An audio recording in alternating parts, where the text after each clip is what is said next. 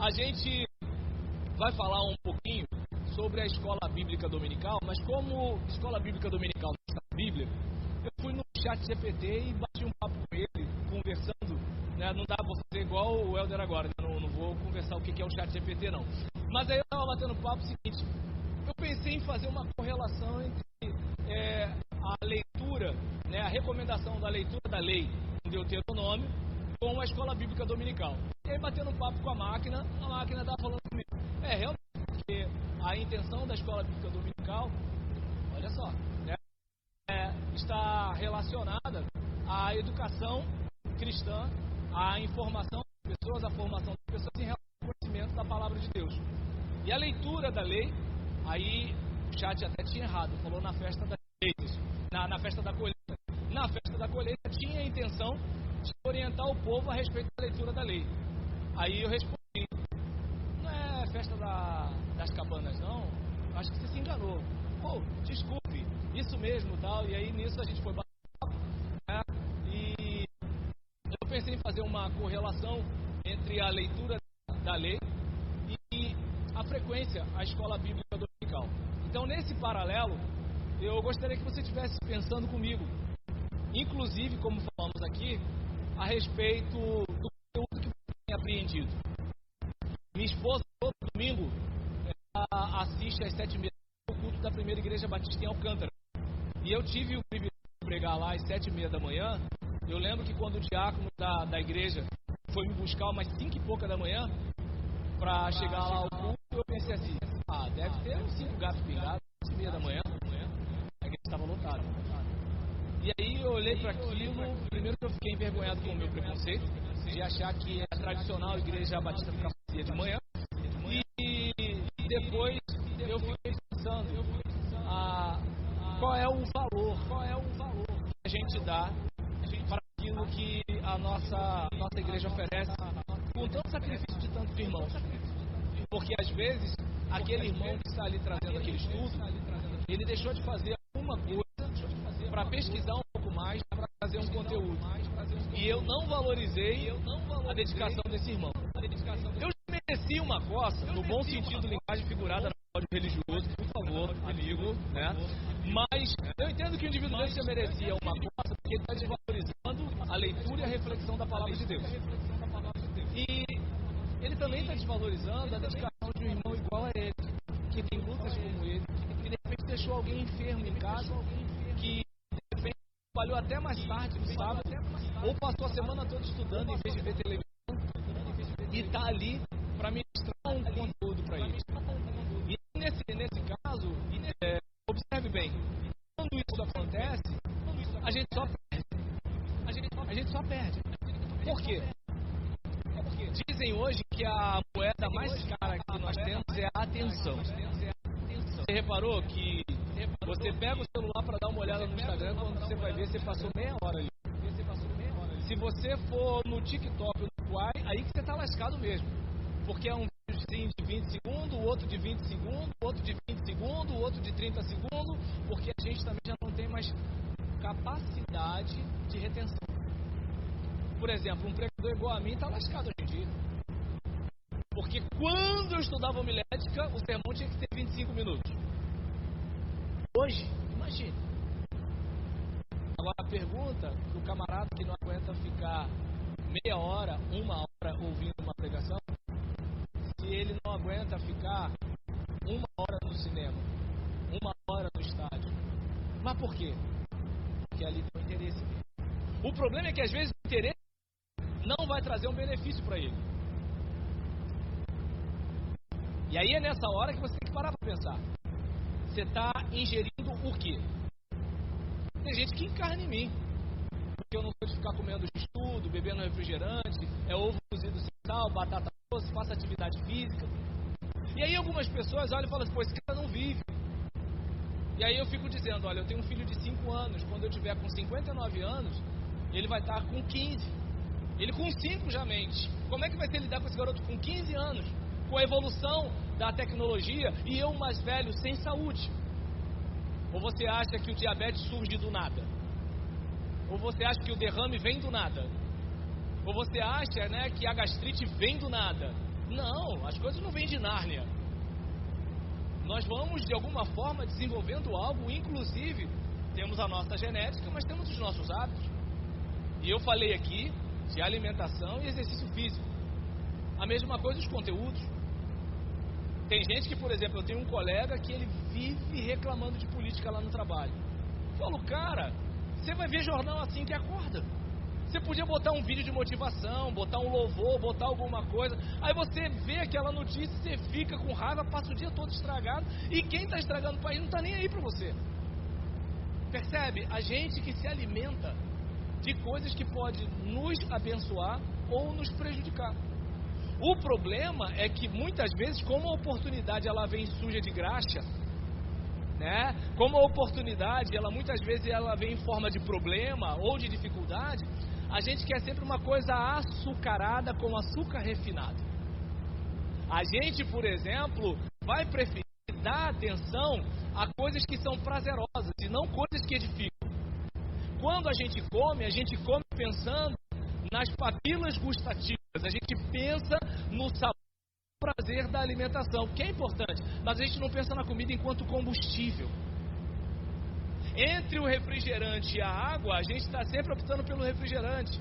Nós não vamos esquecer, nós vamos ingerir aquilo. Nosso corpo está cheio de líquido, nosso sangue é líquido.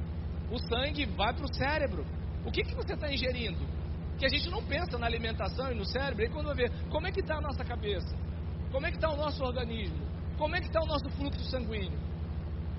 Então, eu não sei se dá para observar que, assim, a gente está nessa mentalidade instantânea, fast food, de uma alimentação meio que feita na engenharia. E eu costumo falar com meu filho fala assim, papai, esse suco de laranja é saudável? Não, isso daí é da fábrica, filho. Saudável é aquele da laranja, que vem da terra. Papai, esse biscoito é... Não é saudável não. Saudável é o que a gente descasca, não é o que a gente desembala. Refrigerante é saudável sim. Não é saudável. É gostoso, saudável não. Percebeu? Então é diante disso que a gente precisa parar para pensar sobre a escola bíblica dominical. A gente não vai ter de repente aquela coisa com aquele monte de atrativo, até porque as pessoas que vão ministrar as nossas aulas, elas não foram treinadas para nos adestrar, para fazer de nós, né, um objeto a ser utilizado pelo sistema. Não. São pessoas comuns, igual a mim e a você, que leram a Bíblia e estão compartilhando. Não são pessoas que apelam aos nossos instintos por meio de uma propaganda. Não são pessoas que apelam aos nossos instintos por meio de uma programação. Não. Então, como essas pessoas, essa pregação, esse ensino não apelam ao nosso egoísmo, não nos dá o mesmo prazer do tratamento que nós recebemos lá fora. Você é especial. Deus sem você não é Deus, Ele precisa de ti. Entende? E aí, diante dessas coisas, o que a gente aprende na igreja? Você é pecador. Sem Jesus tu vai para o inferno. Tu tem que se consertar. Tá dando para entender? E quem aqui está em dia com Deus? A gente sempre tem alguma coisa para acertar. Certo? E aí, eu paro por aqui para a gente desenvolvendo o texto. Depois me marca, tá, Éder? Por favor. Tá bom? E aí, nisso, a pergunta que a gente faz é qual é a importância da escola bíblica dominical no século 21. E dentro dessa pergunta, eu gostaria que você estivesse pensando comigo um pouco nisso que nós compartilharemos aqui. Por gentileza, Edson, passa o slide. Você vai reparar que Deus está recomendando Moisés para que Moisés reúna o povo.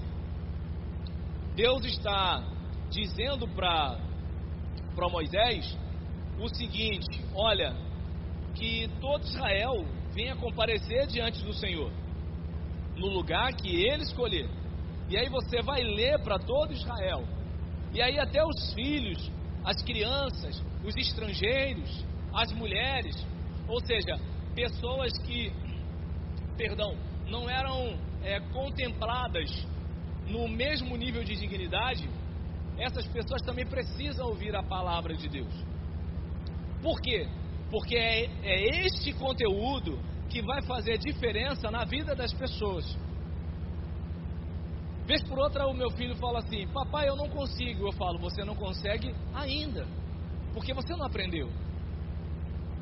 É claro que as pessoas têm seu talento individual, mas a diferença entre você e o mecânico de avião, a diferença entre você e o neurocirurgião, a diferença entre você e um outro profissional tem a ver com o conteúdo que ele absorveu e o que você absorveu. E eu não sei se dá para perceber que existem pessoas que elas não são nem muito talentosas, mas elas são muito dedicadas. E a gente observa, inclusive, na própria escola, aquele garoto que ele é uma negação em todo. Não sei quantos sabem aqui a questão não sei quantos sabem aqui a questão do surgimento da escola bíblica dominical na Inglaterra com um homem chamado Robert Hicks. As crianças trabalhavam, as crianças não tinham tempo de estudar. Você consegue imaginar de repente seu filho com 5, 6, 7 anos tendo que trabalhar? Você consegue imaginar de repente o seu filho com 5, 6, 7, 8 anos dentro de uma chaminé, sujo de carvão? Você consegue imaginar de repente o seu filho com 10 anos sofrendo um acidente de trabalho, perdendo uma mão? Mas elas são muito dedicadas. E aí o que acontece? Esse homem de Deus, e a gente observa, tendo empatia, é outra palavra que eu já não sei mais o que significa, mas empatia no sentido de você se identificar com o outro, né? E aí nisso olhou para aquela situação e falou assim: algo tem que ser feito. A questão do surgimento. Hoje em dia a gente faz o quê? Vai para a internet e começa a reclamar. Com um homem chamado Mas ele entendeu que algo tinha que ser feito. As crianças trabalhavam. E aí ele criou uma escola. As crianças não tinham tempo de estudar. Que dava formação para essas crianças sem oportunidade e ao mesmo tempo ensinava a palavra de Deus. Então houve um tempo em que a escola bíblica ela era usada para dar a informação secular e dar a informação religiosa. E estamos caminhando por um tempo que talvez nem é religiosa mais. Essa é a situação. Eu lembro de uma visita que eu fiz uma vez. O irmão tinha um certo problema de saúde. Agora não lembro qual era o nome técnico da doença. Eu sei que ele sentia fortes dores. E a mulher dele, idosa também, né? Ele com seus 60 e poucos anos, mas com aquela compleição física de um homem forte. E ela com a mesma idade, só que ela com menos condição física. Ela tinha que carregá-lo para cá, para lá, aquele negócio todinho. E eu falava assim: irmã, vamos no culto. Ah, mas eu não posso ir porque o fulano vai ficar sozinho. E sua filha lá, meu filho lá, ele falou que não fica com eles. Mas no dia de pegar o dinheiro lá no banco, não vai e fica de boa? É só quando vai para a igreja que tem problema e tudo tal? Aí eu fiquei marcando em cima e tudo. Aí um dia, tendo papo com os dois, eu falei sobre a importância de amolar o machado. E aí eu li o texto, falei a importância dela se cuidar. E eu lembro que ele falou assim: pastor, prega a palavra. Eu falei: sim. Pregar a palavra é falar um negócio que me incomoda. Pregar a palavra não tem a ver com eu ser viciado em pornografia e ser instado a mudar. Pregar a palavra não tem a ver com eu ser um marido violento e ser exortado a mudar. Pregar a palavra não tem a ver com eu ser mentiroso e ser desafiado a mudar. Porque quando eu sou desafiado a mudar, eu não estou pregando a palavra, eu estou mandando indireta. É isso? Então a gente observa, né, que assim, a reflexão é importante e a aplicação também. E a gente termina. Vamos lá, Edson. Isso. Que EBD temos? Não sei se dá para todos lerem aqui, mas vamos lá. A importância da EBD está resgatada à medida que ela transmite o conhecimento da palavra de Deus, incluindo todas as pessoas. O cara que é crente e o cara que não é crente vindo para o nosso culto. O cara que é ateu, o cara que é evangélico vindo para o nosso culto. O cara que é hétero, o cara que é homo vindo para o nosso culto. A gente vai expor o texto e dizer: a Bíblia diz isso. Nisso, incluindo todas as pessoas e provocando a reflexão. O texto diz isso. O que você entende do que você está lendo? E a aplicação do texto sagrado lido, questionado e aplicado. Por exemplo, você vai ver na carta a Filemon, uma situação em que Paulo não defende a libertação de Onésimo. Na mentalidade de hoje, eu acho um absurdo. Mas Paulo era um homem do seu tempo. A Bíblia é a palavra de Deus? Sim, mas em linguagem humana. Então eu não vou atacar Paulo, porque assim como eu prego com a cabeça que eu tenho, Paulo ministrava com a cabeça que ele tinha, e você vai ministrar com a cabeça que você tem. E o que ocorre? Paulo defendeu um tratamento humanizado, que tem gente hoje com CLT, com carteira assinada, que não tem. Percebe? Então você pode fazer um questionamento, uma reflexão e uma aplicação. Vamos lá, Edson. Que EBD teremos? Uma escola dominical sem alunos e sem professores? Com frequentadores desinteressados? Ou escola discipuladora, onde fazemos discípulos e lhes ensinamos a guardar tudo o que Jesus ordenou? Quando Jesus falou ensinando a guardar tudo o que eu vos tenho dito, Jesus não disse que era para ensinar a guardar a tradição da igreja. Jesus não disse que era para guardar aquilo que a gente pensava 30 anos atrás. Jesus não disse que era para guardar a nossa opinião a respeito de um assunto. Era para nós guardarmos o que ele orientou. Vamos lá, Edson. Que EBD teremos? Uma reunião dominical utilizada para a competição de discurso? Aí eu não sei você. Eu, pelo menos, infelizmente, vivi para ver isso. Em que se você não faz um determinado discurso, você é do mal. E eu vi o corpo de Cristo se machucando, se ferindo, se atacando. Pessoas morrendo nessa pandemia. E a igreja, em vez de levar a água da vida, estava brigando na internet. E eu não sei você. O que mais me dava tristeza é porque eu não via o bandista atacando um bandista. Eu não via budista atacando budista. Eu não via kardecista atacando kardecista. Talvez você diga, como você sabe que eles não eram? Porque eles não colocavam a religião deles na discussão. Os crentes não. Os crentes diziam que eles estavam do lado do bem e o outro crente estava do lado do mal. Os crentes diziam que eles estavam com Jesus e os outros estavam com Satanás. Quais? Todo mundo. Porque o inferno são os outros. Deu para entender? E aí eu vi alguém falando assim: ah, paizinho, não vou mais te ver.